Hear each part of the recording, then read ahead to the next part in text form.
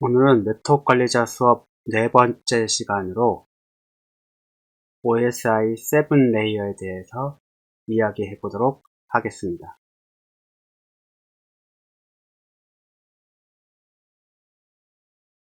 오늘의 주제는 OSI 7 레이어 혹은 TCP IP 모델 이렇게 얘기도 하고 TCP 스택이라고도 얘기를 합니다. 인터넷에 검색할 때에 TCP 스택으로 검색을 하시면 같은 내용이 나오기도 합니다. 지난 시간에 네트워크가 어떻게 작동하는지에 대해서 설명하기 위해서 이렇게 보는 것처럼 이렇게 이름을 이렇게 이제 넣고 동네 개념을 사용을 했었죠. 네트워크를 설명하기 위해서 동네 개념을 가져다가 썼었습니다. 그래서 마치 우리가 쓰고 있는 우편 발송, 우체국 시스템과 비슷하다 하면서 이렇게 설명을 드렸었습니다. 그래서 이렇게 집이 있으면 그거를 이제 케이블로 이렇게 연결을 하고 외부로 나간다 했을 경우에는 좀 더 큰 포스트 오피스, 예를 들어서 서울 밖으로 나간다 그러면 서울 우체국 그쪽에 다 모이겠죠. 모인 다음에 지방으로 내려가면 광주로 내려간다, 광주광역시 내려간다, 광주광역시 우체국 거기다가 이제 딱 갈 거고, 그런 식으로 해서 동네 개념을 가지고 이렇게 설명을 했었습니다. 이거를 이제 컴퓨터 네트워크 세계로 이제 다 바꾼 거죠. 그래서 IP, 각 컴퓨터마다 IP가 있는 거고요. 랜 카드가 이렇게 있습니다. 있고, 요거는 이제 허브 이렇게 있는 거고요. 외부로 나갈 때는 이제 게이트웨이를 통해서 나가는 거죠. 이렇게 하고, 요 동네 개념은 하나의 큰 네트워크 지역이 되는데, 이거를 서브넷 마스크를 통해서 계산을 하면 네트워크 대역폭이 나오게 되어 있고요. 이 대역폭 안에 들어가지 않은 주소를 호출할 때는 게이트웨이를 통해서 이렇게 찾아가도록 되어 있다 라고 설명을 드렸었습니다.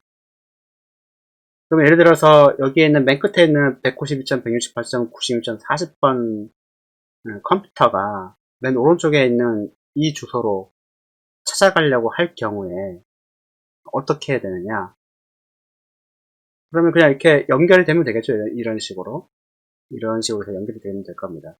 다른 컴퓨터는 다 필요 없고 실제로 이렇게 경로가 이렇게 만들어져야 됩니다. 연결되려고 그러면. 그쵸? 왜냐하면 이 랜카드에 랜선이 꽂혀 있지만 랜선도 똑같이 전기 신호로 되어 있거든요.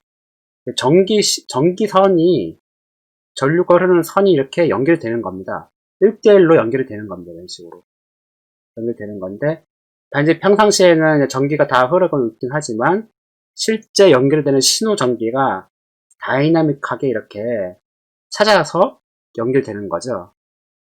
그걸 하기 위해서 이제 IP 주소들이 필요한 겁니다. 네. 이렇게 주소가 이렇게 다른 거죠. 이제 168.230.8 외부 세계에 있는 걸 바꿔놨는데, 다른 건 다 없애버리면 연결이 됐다라고 칠 경우에 이런 식으로 마치 이 컴퓨터하고 이 왼쪽에 있는 클라이언트하고 이건 서버라고 하면 왼쪽에 있는 클라이언트하고 서버하고 마치 전선으로 그냥 전기선으로 그냥 1대1로 연결이 된 그런 상황인 거죠. 이렇게 전기적 신호가 이렇게 1대1로 연결이 되도록 이런 경로들을 찾아갈 수 있게끔 하기 위해서 필요한 게 IP였습니다. 그래서 이렇게 찾아가는 이 경로를 찾아가는 거를 IP를 이용해서 경로를 찾는다 그래갖고 IP 라우팅이라고 불러요. 이런 것들은 다 수학적 계산 공식에 의해서 이렇게 다 찾아가게 되어 있습니다. 전 세계는 거대한 하나의 그물망처럼 되어 있는 네트워크로 연결되어 있죠. 전기가 다 흘러요. 다 흐르는데 그거를 실제로 통신이 가능한 전기 신호로 1대1로 매칭시키기 위한 그런 라우팅을 찾아가는 거를 IP 라우팅이라고 부릅니다. 수학적 계산을 한다 그랬는데, 그럼 어떻게 하느냐. 예를 들어서, 이 클라이언트가 다른 옆에 있는, 이웃하고 있는 같은 네트워크 내에 있는 컴퓨터를 찾아서 간다라고 할 경우에는 굉장히 쉽습니다. 왜냐하면 같은 동네에 있기 때문에 그냥 찾을 수가 있어요. 서브넷 마스크를 엔드 연산해버리면 같은 네트워크 주소가 나옵니다. 같은 동네 대역이 나오는 거죠. 서브넷이 나오게 되면 그러면 그냥 게이트웨이로 안 보내고요. 그러니까 쉽게 말하면 목적지 주소를 말하는 거죠. 이 목적지 주소, 서버 IP 주소하고 이 클라이언트 컴퓨터 갖고 있는 서브넷 마스크하고 엔드 연산을 한 다음에 같은 동네, 같은 서브넷 마스크, 서브넷 네트워크가 나온다 그러면 같은 동네에 있는 거니까 게이트웨이로 안 보내면 됩니다. 그런데 목적지 주소하고 내가 갖고 있는 서브넷 마스크를 엔드 연산했더니만 같은 동네가 아닌 다른 동네다 라고 판별이 되면 게이트웨이로 그냥 방출하도록 되어 있습니다. 게이트웨이로 그냥 넘기도록. 이런 계산, IP 라우팅이라는 이런 계산 같은 거를 누가 하느냐? 네, 운영체제가 합니다. 운영체제가. 운영체제의 한 가지 기능이에요. 그래서 어떻게 라우팅을 하느냐? 왼쪽에 보시면 192점, 168점, 96점, 40 이렇게 되어 있고, 이것이 오른쪽에 있는 230.8 컴퓨터를 연결을 해야 되거든요. 이렇게 전선처럼 이렇게 연결이 돼야 되는 거니까. 어떻게 하느냐? 190점, 168점, 96점, 40이고 20비트이기 때문에 서브넷 마스크는 이렇게 25, 25, 240일 겁니다. 그래서 요 192점, 168점, 196점, 40을 20비트로 해갖고 서브넷 마스크를 하게 되면 이렇게 되니까 요 서브넷 마스크를 이제 이진수로 바꾸는 거죠. 바꾸게 되면 이런 식으로 나올 겁니다. 그죠? 그리고 191점, 168점, 230.8 접속하려고 하는 서버 IP 주소를 이진수로 바꾸면 이렇게 됩니다. 그죠? 이렇게 됩니다. 이진수로 바꾸면 이렇게 되는데 요거를 엔드 연산을 하면 네트워크 동네가 나와요. 동네가 나와서 이렇게 되는 거죠. 그래서 191점, 168점, 224.0 이렇게 나오는데 192점, 168점, 96점, 40, 20비트짜리의 요 IP가 이 IP가 속한 동네 대역폭은 192점, 168점, 112.255까지입니다. 그러니까 이게 포함이 안 되는 거죠. 이게 여기 안 들어가지 않습니까? 동네가 다른 거예요. 동네가 다르면 운영체제는 어떻게 합니까?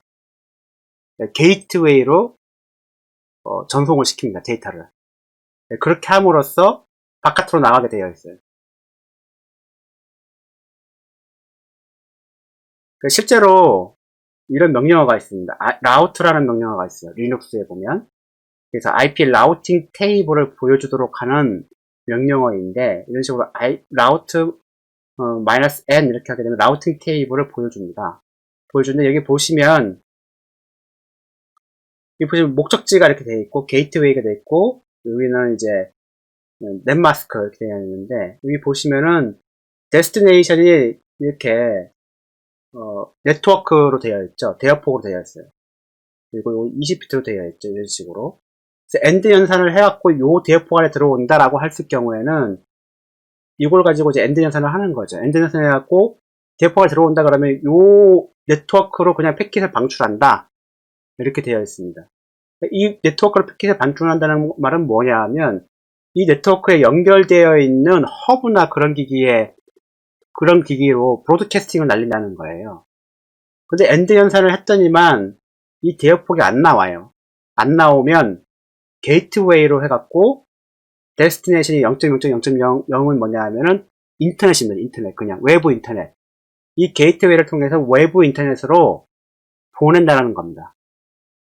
어떤 걸 이용을 해서 EMP0S3 이 네트워크 인터페이스를 통해서 게이트웨이로 패킷을 방출한다. 그런 뜻입니다.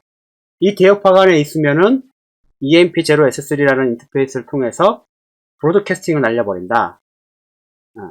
그렇게 하게 되면 이 장비에 연결되어 있는 이 장비가 받아서 브로드캐스팅을 대신 해주는데 요새는 그렇게 안 한다 그랬죠. 어떻게 한다 그랬냐면 얘가 똑똑해져 갖고 다른 컴퓨터들이 갖고 있는 IP 주소랑 맥 주소를 다 갖고 있어요. 들고 있어요. 그 테이블로. 그래갖고 이 브로드캐스트가 딱 들어오면 자기가 그 브로드캐스트를 받아갖고 요청을 받아갖고 매핑 테이블을 체크를 하죠. 체크를 해서 있다 하면은 다른 모든 연결되어 있는 컴퓨터에 브로드캐스팅을 날리는 것이 아니라 얘가 갖고 있는 거를 그냥 돌려주는 걸로 해서 끝나게 됩니다. 그래서 브로드캐스팅이 다 막혀요. 이 허브 같은 장비에 의해서 요새는 다 브로드캐스팅을 다 막아버립니다. 그 라우트 명령어를 쓰면 이게 이렇게 사용할 수 있어요. 라우트 명령어를 쓰면 요거를 볼 수가 있습니다. 라우팅 테이블이 어떻게 되어 있는지를 볼 수가 있는 것이죠.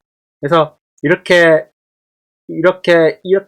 굉장히 거대한 지구상에 있는 인터넷이라는 것이 거대한 그물망처럼 연결되어 있는 네트워크 그 망인데 그 중에서 이렇게 하나로 딱 전기가 딱 1대1로 연결되게끔 길을 만들기 위해서 필요한 것이 IP 라우팅 그런 방법인 겁니다. 그리고 운영체제가 다 한다 말하는 거고요.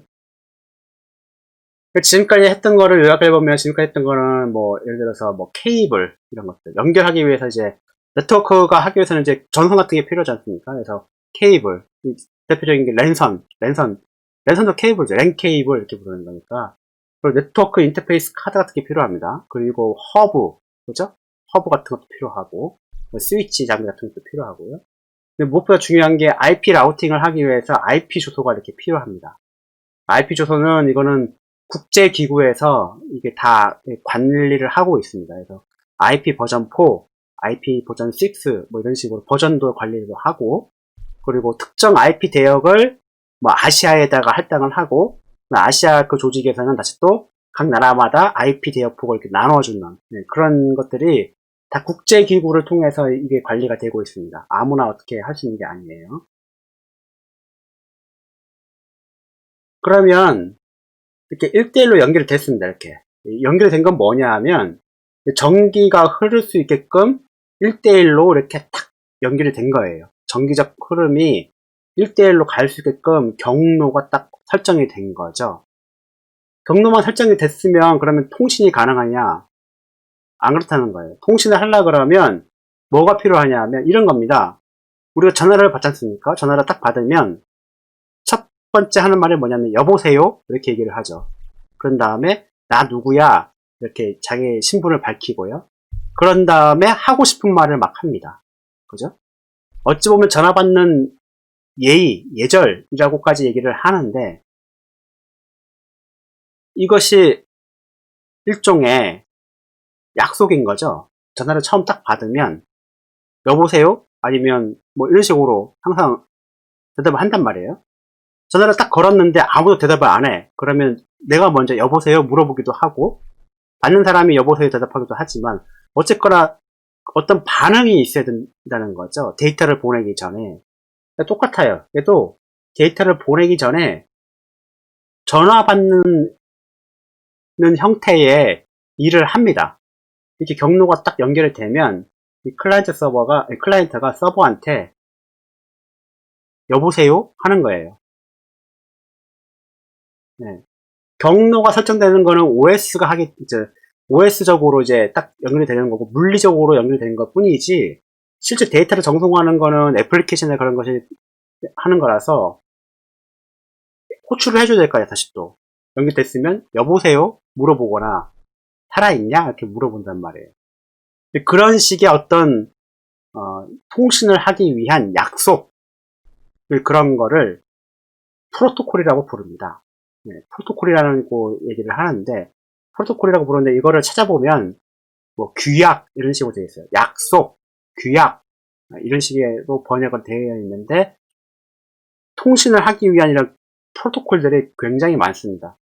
그 프로토콜들은 각각의 어떤 OSI 7 레이어 중에서 여러 레이어 각각 층마다 쓰임새가 다 달리 되어 있기도 하고 폭넓게 쓰기는 하는데 역할이 다 다르게 되어 있기 때문에 꼭 이것이 특정 계층에서만 쓰는 건 아니다. 다 넓게 쓴다. 그렇게 이해하시면 되고 어쨌거나 프로토콜이라는 말은 약속, 규약이다. 이렇게 보시면 됩니다. 통신을 하기 전에 항상 하는 것이 그거죠. 이제 물어보는 거, 여보세요? 이렇게 하는. 그것 중에 그렇게 이제 통신을 하기 위한 데이터를 전송하고 통신을 하기 위한 그런 이제 규약이 있는데 그 대표적인 게 TCP라는 게 있습니다. TCP 프로토콜이라고 부르는데 트랜스미션 컨트롤 프로토콜 이렇게 부르고 있는 거죠. 네트워크의 통신 프로토콜로 가장 핵심이 되는 프로토콜이라고 보시면 됩니다. 얘가 하는 거는 그겁니다. 이제 전화하는 건 똑같아요. 처음에 여보세요 물어보고 저 누구입니다 이렇게 하고 뭐 그쪽에서는 데이터를 받을 준비가 되어 있느냐 되어 있다 그럼 데이터 보내라 그렇게 하면 그때 데이터를 훅 보내고 데이터 다 보냈어요 더 이상 데이터 보낼 거 없습니다 이렇게 하게 되면 오케이 한 다음에 이제 끝 통신 끝 절단을 딱 해버리는 그렇게 이제 하는 건데 TCP가 정확하게 그렇게 작동을 합니다. 사람이 만든 거라서 사람이 일상생활을 했던 거대로 그대로 만든 거예요. 얘도 컴퓨터 세계가 다 그렇습니다. 그렇게 되어 있고 요거는 이제 IP 주소랑 같이 이제 IP 라우팅 하면서 다시 통신도 같이 하기 때문에 이걸 항상 묶어갖고 TCP IP 뭐 이런 식으로 이제 얘기를 하기도 하고요. 물론 TCP라는 게 그냥 이렇게 어떤 뭐 여보세요 이렇게 뭐 부르거나 이렇게 하는 것만 있는 것이 아니고 데이터를 정송하는 데 있어서 무슨 흐름 제어도 해주고 데이터 흐름 제어도 해주고 에러 보정도 해주고 뭐 이런 것들도 다 되어 있습니다. 그래서 TCP가 굉장히 거대하고 많은 기능들이 있는데 기본적으로 우리가 그냥 쉽게 이해하는 거는 처음에 어떻게 통신이 설정이 되고 어떻게 끊기느냐 이것만 주로 알고 있으면 크게 문제는 없습니다. TCP에 이렇게 보면 왼쪽은 뭐냐면 여기 보면 이스타블리시 되어 있죠. 연결 설정이 되어 있는 거고요. 오른쪽은 이제 연결을 해제하는 거를 흐름을 이렇게 보여주는 겁니다. 보면 이게 싱크 날리고 싱크 아크 날리고 아크 날리지 날리고 이스타블리시 되어 있는데 영어로 이제 뭐 싱크 뭐 이렇게 되어 있고 아크로 되어 있고 이거를 이렇게 주고받는 거예요. 쉽게 말하면 클라이언트가 서버한테 똑같습니다. 전화하는 거랑 여보세요 이렇게 하는 거예요. 그냥 똑같아요. 여보세요 이렇게 하면 얘가 누군데요 이렇게 할 거 아니에요. 그러면 저 누군데요 데이터를 보내려고 연락드렸습니다. 똑같아요 이게. 그러면 서버랑 클라이언트가 그래요? 서버가 응답을 다시 해주겠죠. 그래 보면 지금 보내도 됩니다. 이렇게 하게 되면은 어떻게 됩니까? 둘이 통신이 연결이 이제 된 거예요. 그것이 그런 식으로 되는 겁니다. 이거는 그렇게 어려운 거 아니에요. 일상생활에 쓰이는 거 그대로 가전을 만들었기 때문에 이렇게 되어 있는 겁니다. 근데 이거를 이제 뭐 컴퓨터 공학과나 이제 전문적으로 이제 전공을 하시는 분들은 이거 좀 더 깊게 배우죠. 악기 날리지네 뭐네 하면서 막 날리고 왼쪽에 보면 이게 무슨 뭐 오픈이라 되어 있고 뭐 리스닝 되어 있고 뭐 이렇게 보면 뭐 여러 가지 상태들이 다 있습니다. 네트워크 상태들이 이렇게 쭈르륵 되어 있는데 그걸 다 뺐어요. 제가 다 빼버렸습니다. 그런 것까지 다 하려고 그러면 머리가 아파요. 이게 머리가 아프고 TCP를 그렇게 막 깊게까지 가게 되면 그거는 뭐 다른 뭐 책을 보시던가 아니면 인터넷을 찾아보시면 상세하게 나와 있습니다. 통신을 끊는 것도 똑같습니다. 요거 뭐 피니시 뭐 시그널을 보내는 거고 이건 아키날리지 보내는 거죠. 아키날리지는 그냥 응답 메시지입니다. 이거는 이제 연결이 되어 있는 상태에서 데이터 정송이 끝났다 그러면 다 보냈어요 이렇게 그냥 말을 하는 거죠. 다 보냈고요 이렇게 하게 되면 서버가 그래 이제 끊을게 끊으면 되는 거지. 그래서 이제 끊는다 해서 실제 끊는 메시지까지 같이 날리는 거죠. 끊는다 응답을 하고 끊는 메시지를 같이 날리는 거고 그러면 클라이언트가 이제 끊었다는 걸 알려주게 되면 이제 클로즈 되는 거죠. 그냥 사람 전화 통화하는 거 똑같아요. 똑같게 되어 있고 요거를 그 3번 이렇게 뭐 메시지가 왔다 갔다 한다고 그래갖고는 뭐 3웨이 핸드쉐이크 뭐 이런 식으로 말을 하는데 그게 얘기가 그 얘기입니다. 그냥 우리 전화 통화하는 거 똑같아요. 여보세요? 너 누구냐? 데이터 보내려고요. 이거 보내라 이렇게 해서 이제 하는 거죠. 똑같아요 이게 일상생활에 하는 거랑 똑같습니다. 그게 이제 TCP에 이제 연결이 되고 해제하는 과정을 이제 설명을 드리는 건데 연결되면 이제 또 데이터를 보내겠죠. 보내는 것도 그냥 보내는 것이 아니고, 이제 막 어떻게 뭐 패킷을 뭐 어떤 크기로 쪼갤 거냐, 그리고 순서는 어떻게 할 거냐, 시퀀스는 어떻게 할 거냐, 뭐 에러 체크는 어떻게 할 거냐, 뭐 윈도우 크기는 어떻게, 이런 것들이 막 되어 있는데, 그건 너무 복잡해요. 그건 너무 복잡한데, 여기까지 알 필요는 없다. 이제 굳이 알고 싶다라고 하면은, 네, 구글링 하셔서 보시면 상세하게 알 수 있습니다. 상세하게. 여기도 보면 메시지 이렇게 보내고 받을 때마다 여기 네트워크 상태가 다 바뀝니다. 여기 뭐 fin wait, 뭐 wait 1, wait 2, 뭐 이렇게 되어 있고, 뭐 close 이렇게 되어 있는데, 그거 다 뺐어요. 다 뺐고, 그건 나중에 명령어를 설명할 때에 다 설명을 드리도록 하겠습니다. TCP는 이렇게 되어 있다.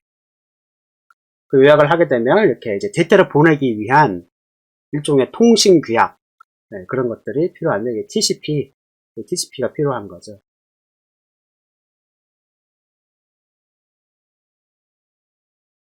그 다음에 이제 서버하고 이제 클라이언트하고 서버가 이렇게 있는데, 이제 다 연결됐어요. 실제로 이렇게 1대1로 연결된 거죠. 경로가 연결하는 거는 이제 IP 라우팅이 되는 거고. 이제 이렇게 통신을 보내기 위한, 데이터를 보내기 위한 TCP 프로토콜, 대화까지 됐어요. 연결이 다 됐는데, 문제가 하나가 있는 게 뭐냐 하면, 서버 내에는 다양한 소프트웨어들이 작동이 됩니다. 서버 프로그램들이 작동이 돼요. 작동이 되는데, 이 클라이언트가 각각의 이 서버 프로그램들을 구분을 할 수 있어야 됩니다. 그쵸? 클라이언트는 얘를 가지고 그냥 호출을 했는데, 얘가 어떻게 분배를 해줄 수가 없잖아요. 어느 서버에다가 배분을 해줘야 되는지 결정을 할 수가 없어요. 그래갖고 포트라는 개념 하나 도입을 했습니다. 그래서 이 앱1 서버 애플리케이션, 하나의 컴퓨터에서 작동하는 거죠. 하나의 컴퓨터에서 작동하는 서버 애플리케이션 1번은 80 포트를 할당하고, 애플리케이션 2번은 8080, 애플리케이션 3번은 3306 포트를 이렇게 할당을 해주는 거죠. 해주고 연결을 할 때에, 아예 호출할 때부터 나는 80번 포트로 80번 포트에다가 붙이려고 한다. 아예 호출할 때부터, 처음부터 그렇게 하는 겁니다. 그렇게 호출할 때부터 이렇게 요청을 해요. 요청을 하는 건데, 이렇게 요청을 하는 걸 뭐라 부르냐면 세션 연결이라고 부르거든요. 무슨 말이냐면, 요거는 IP 라우팅은 정기적인 어떤 물리적으로 1대1로 길을 만들어준다 그랬죠. 물려준다 그랬는데, 그 길 안에는 여러 가닥에 다시 또 여러 가지의 갈래의 길들이 있는 거예요. 그런 길들은 뭐냐 하면, 이렇게 포트 80이냐 8080이냐 이런 것들이 이제 연결하기 위한 길들이 다시 또 있는 거죠. 마치 전선을 이렇게 잘라보면 그 안에 빨간색, 파란색, 하얀색 이런 식의 전선들 다시 또 들어가 있잖아요. 네, 그런 것들을 하나하나들을 뭐냐면 세션이라고 부릅니다. 큰 전선 안에, 어떤 전선 안에 피복을 벗기면 그 안에 세션들이 다 있는 거예요. 네. 그래서 이런 것들을 세션 연결이라고 부르는 겁니다. 세션 연결이라고 부르는데, 하나의 큰 연결된 큰 틀 안에서 서브 카테고리처럼, 이렇게 서브 그룹처럼 이렇게 이런 것들이 있는 겁니다. 그래서 처음부터 호출할 때에 이렇게 세션 연결도 같이 이렇게 호출을 해주는 거죠. 그렇게 하기 위해서 이렇게 서버 애플리케이션들을 이렇게 호출하기 위해서, 얘가 호출할 때 서버 애플리케이션 이름을 호출할 수는 없잖아요. 왜냐하면 다 바뀌기 때문에. 그래서 숫자를 할당을 한 다음에 숫자를 호출하도록 되어 있습니다. 그래서 포트라는 개념이 여기서 나오는 건데, 포트는 이제 일종의 쉽게 말하면 세션 연결을 하기 위해서 필요한 거죠. 그래서 이런 게 필요하다. 다시 또 네트워크 이렇게 딱 설계를 해보니까, 이게 구분해줄 게 필요하네. 그래서 세션 연결이 필요하다. 그렇게 하기 위해서 포트가 필요한 거구나. 그래서 포트를 만든 겁니다.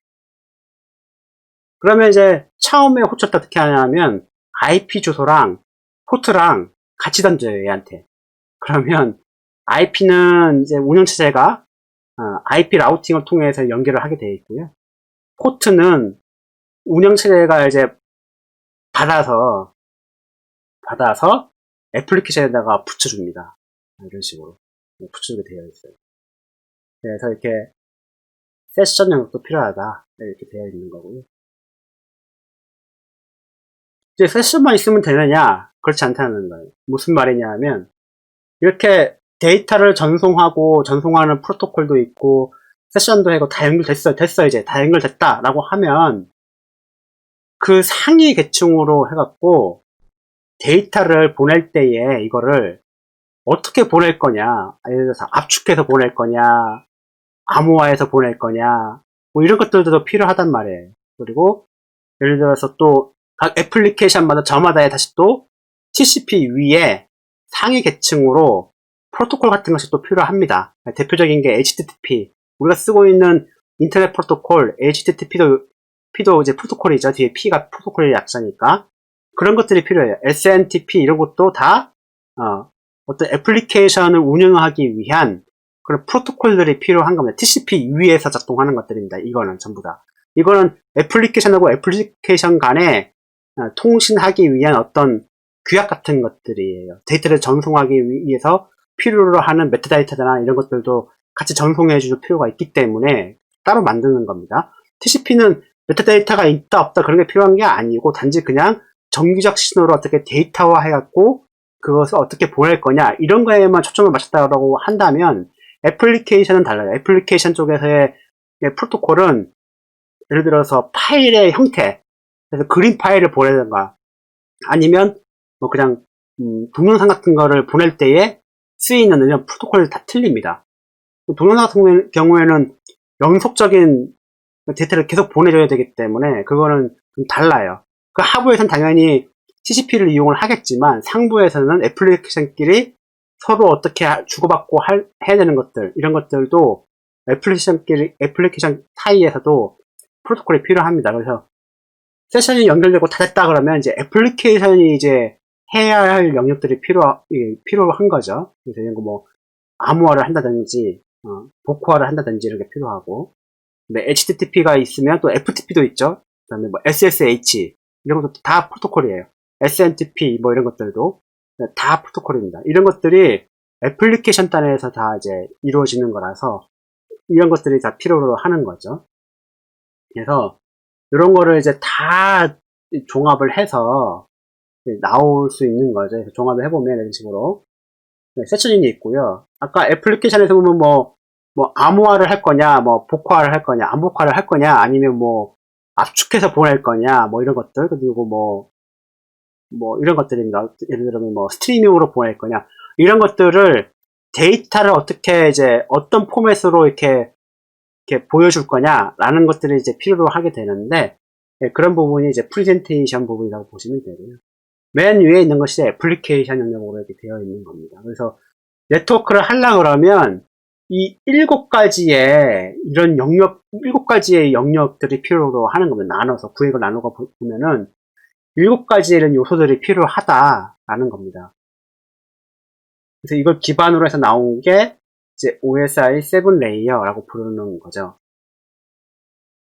OSI 7레이어는 앞단에서 이렇게 요약한 것처럼 뭐 케이블, 네트워크, IP 어드레스, TCP 이렇게 있는데 이걸 거꾸로 돌리면 됩니다. 요게 1계층, 이게 2계층, 이게 3계층, 4계층, 5계층, 이렇게 7계층 이런 식으로.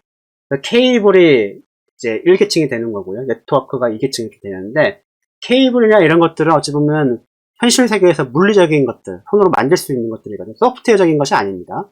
케이블이라는 것이. 그래서 이거를 이제 피지컬 레이어 이런 식으로 부르고요. 데이터 링크는 이거는 이제 뭐 랜카드라든지 허브 뭐 이런 것들, 이런 장치들에 관련된 것들입니다.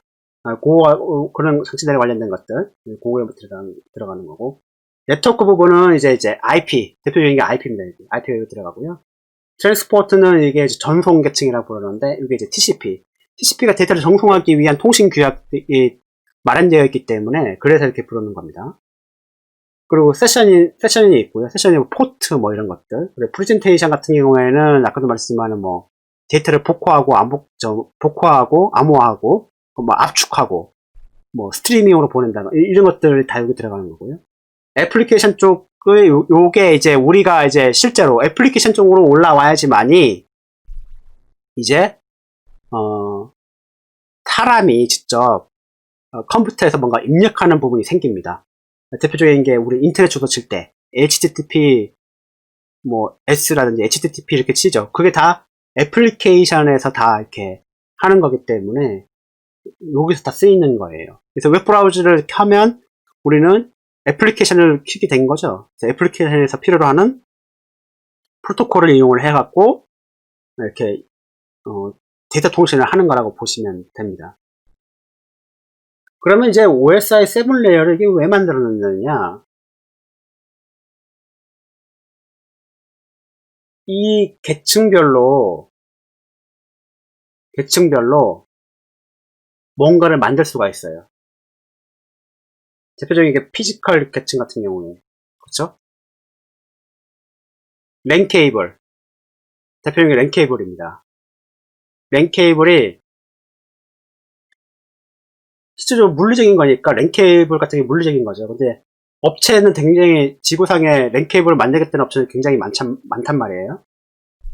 근데 이거를 그냥 업체마다 네가 알아서 다 만들어라 이렇게 하게 되면 서로 호환이 안 될 겁니다. 그래서 이런 식으로 이렇게 레이어를 만든 다음에 요거를 이제 쉽게 말하면 이제 규약으로 다시 또 만드는 거죠. 표준 같은 걸로. 그래서 뭐 랜선 같은 경우에는 이제 뭐 이게 규격이 다 있습니다.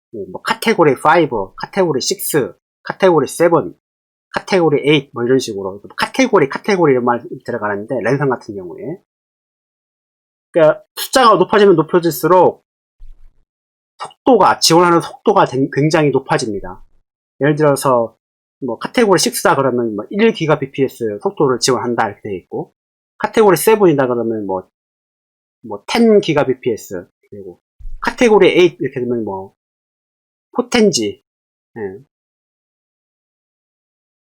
40GBps 지원한다 이렇게 되어 있고요.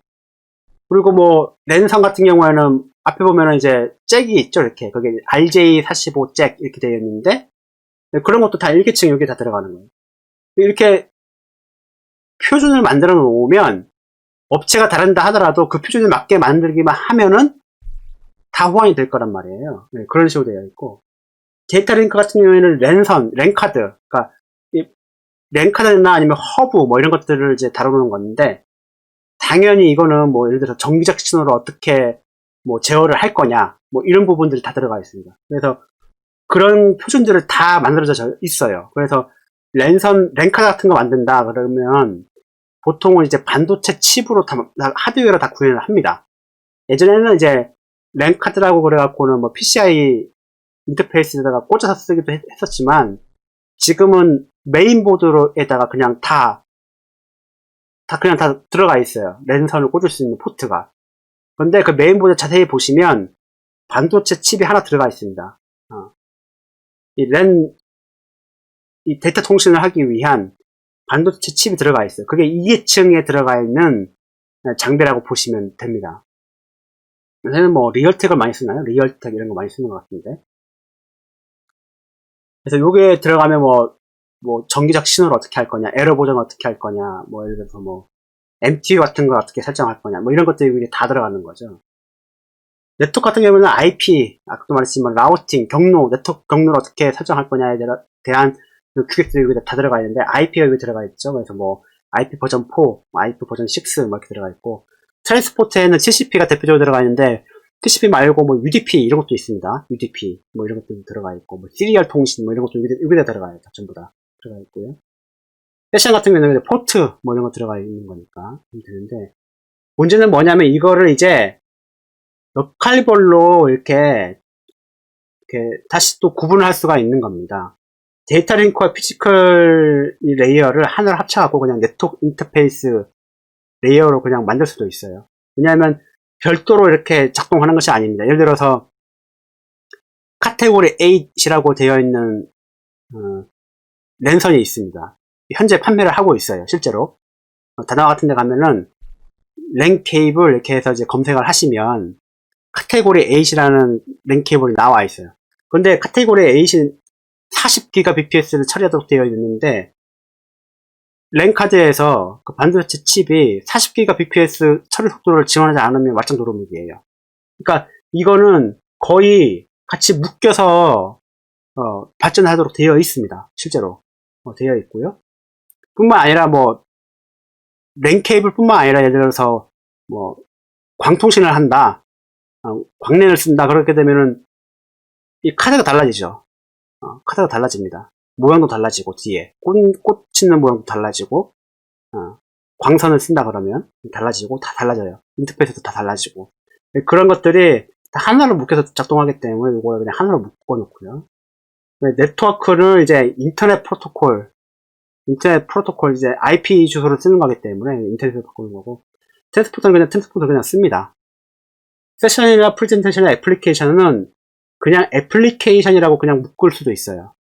왜 그러냐면 네트워크 인터페이스 이 부분은 그냥 물리적인 부분이에요. 물리적인 부분. 랜카드라든지 랜선 이런 거. IP라든지 트랜스포터 같은 경우에는 쉽게 말하면 물리적인 부분이 아닙니다. 여기서부터는 물리적인 부분이 아니에요. 다 소프트웨어적으로 처리를 해야 되는데, 문제는 뭐냐면 IP, TCP 이런 것들은 누가 처리하느냐? 운영체제가 처리를 합니다. 운영체제에 이 기능이 다 내장되어 있어요. 브라우저를 이렇게 인터넷 브라우저를 킨 다음에 뭐 IP 세팅하고 막 그러지 않잖아요. 그쵸? IP 같은 거 이거 세팅하지 않아요. IP 같은 거 세팅은 어디서 합니까? 운영체제에서 해요. 그러니까 TCP라든지 IP 같은 경우에는 다 운영체제가 하는 겁니다. 그런데 세션, 포트, 그 다음에 뭐 이렇게 데이터를 어떻게 보낼 거냐, 인크리션 할 거냐, 디크리션 할 거냐, 복호화, 안 복호화 할 거냐, 말 거냐, 이런 것들. 그 다음에 애플리케이션을 쓰는 프로토콜을 정의한다. 이런 것들은 운영체제에서 하는 게 아니라 다 애플리케이션에서 다 하는 거예요, 전부 다. 이 애플리케이션으로 써져 있는 부분이 비로소 엔지니어, IT 엔지니어나 혹은 사용자가 직접 건드릴 수 있는 부분이에요. 이 부분은 건드릴 필요가 없어요. 물론 이제 IP 세팅하는 거, 네트워크 세팅하는 거나 그런 것들은 운영체제 세팅하는 거라서 사용자가 세팅하는 부분이 들어가지만, 정해진 값을 저희들이 그냥 입력만 하는 거잖아요. 입력만 하는 거고, 애플리케이션에서는 우리가 마음대로 이렇게 바꿀 수 있어요. 예를 들어서 뭐 SSH 포트를 바꾸고 싶다. 바꾸면 됩니다. SSH 서버에 포트를 변경해서 재시작시키면 바뀌게 되어 있어요. 그죠? 마음대로 할 수 있어요. 그거는 안복화 우리가 결정해서 할 수도 있죠. 안 할래, 애플리케이션에서 그냥 안 할래, 체크박스 해제시켜버리면 안복화 없이 그냥 통신이 될 수도 있고요. 사람이 그냥 우리 엔드 유저가 그냥 마음대로 할 수 있는 부분이 애플리케이션 부분이라고 보시면 됩니다. 그래서 이거를 OSI 7 레이어를 이렇게 다시 또 이렇게 구분을 지으면 이렇게 4가지 형태로 이제 바꿀 수가 있는 거고요. 이거를 이제 TCP stat 혹은 TCP IP stat이라고 부르기도 합니다. 그래서 OSI 7 레이어에 대해서 설명을 드렸는데, 이론적인 것일 수도 있어요. 근데 가만히 살펴보면은 이런 것들이 전부 다 그냥 이론적이면서도 요 계층에 대응하는, 각각의 계층에 대응하는 어떤 것들이 다 존재를 합니다. 아까도 말했지만 IP, TCP, 뭐 포트 뭐 이런 것들, 그죠? 여기 뭐 랜카드, 랜선 뭐 이런 것들, 케이블 뭐 이런 것들, 이런 것들이 각각의 레이어, 이 계층마다 다 존재를 해요. 존재를 하고 그거에 맞춰서 다 네트워크 관련해 갖고 만들어지게 되어 있다. 이렇게 보시면 됩니다. 그래서 OSI 7 레이어가 굉장히 중요하다고 볼 수도 있죠. 상당히 어찌 보면 이게 전공자들이나 좀 불법한 내용일 수도 있는데, 리눅스를 다룬다고 하면 간단하게라도 알고 있어야 되는 부분이에요. 이게 이 부분이고, 대표적으로 네트워크 장비를 다룬다, 네트워크 엔지니어가 되고 싶다라고 하면 이거 필수예요. 왜 그러냐면 제품들이 이름이 이런 식으로 나옵니다. 뭐 L3 스위치, L4 스위치 이런 식으로 막 나와요. 그래서 말하는 L4 스위치, L4가 레이어 4 스위치라는 겁니다. 그래서 L4 스위치는 TCP/IP 그 부분들을 다 볼 수 있어요. 그 위에 것은 못 봅니다. 포트나 이런 것들은 못 봐요. 세션을 제어할 수가 없어요. 그런데 L7 스위치 같은 거 있거든요. L7 스위치는 뭡니까? 7 레이어가 이게 7개층이니까 시계층이 맨 위에 꼭대기에 있다 보니까 그 아래에 있는 모든 것들을 다 볼 수가 있어요. 포트가 어떻게 되어 있고, 애플리케이션의 접속 세션이 어떻게 되어 있고, 막 이런 식으로, 특성이 되어 있단 말이에요. 또 대표적인 게 뭐냐면은 AWS를 사용하신다 그러면, 로드 밸런서라는 서비스가 있습니다. 로드 밸런서. 로드 밸런서 보면은, 클래식 로드 밸런서라고 있습니다. 클래식 로드 밸런서랑 애플리케이션 로드 밸런서 이런 게 있어요. 클래식 로드 밸런서는 L3 로드 밸런서입니다. L3. L3 로드 밸런서예요. L3 로드 밸런서로 되어 있기 때문에 3계층밖에 제어를 못합니다. 그래서 대표적인 게 뭐냐면은 HTTP의 라우팅이 안 돼요. 그러니까 URL 라우팅을 할 수가 없어요. 클래식 로드 밸런서는.